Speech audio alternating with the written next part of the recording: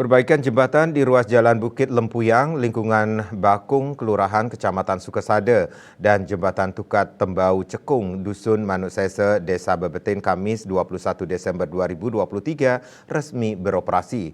Dua jembatan penghubung antar desa ini pun diharapkan mampu menopang perekonomian masyarakat sekitar.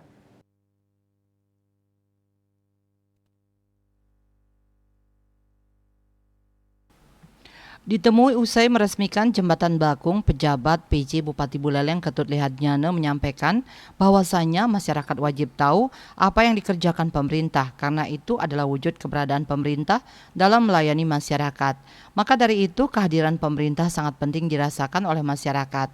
Kedepan birokrat asal Desa Kekeran ini menyampaikan akan memperbanyak anggaran belanja tidak terduga BTT yang salah satunya untuk kerusakan infrastruktur yang tidak terduga akibat bencana alam. Sehingga tidak ada lagi keterlambatan proses pembangunan seperti sebelumnya. Sarana, prasarana, transportasi memang harus juga sudah menjadi pemikiran, prioritas seperti itu.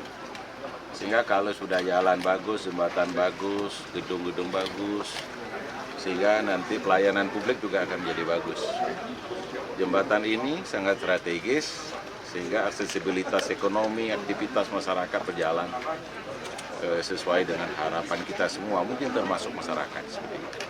Sementara itu, Kepala Dinas PUTR Kabupaten Buleleng Putu Adipta Eka Putra menyampaikan bahwa berkat dukungan masyarakat dan pimpinan PJ Bupati Buleleng, alhasil sebelum penghujung tahun ini, dua jembatan bisa diresmikan, yakni Jembatan Bakung dengan pembuatan box culvert dan Jembatan di Manuk Sesa, Desa Bebetin dengan menggunakan konstruksi balok girder sesuai kondisinya. Ruas jalan yang kelurahan di Bakung ini pada tanggal 23 Januari 2023. Pada saat bersamaan, Pak P juga perintah pada kita, dari DPU, untuk melakukan asesmen dan menghitung berapa RAB untuk percepatan penanganan. Komang Yuda, Bali TV.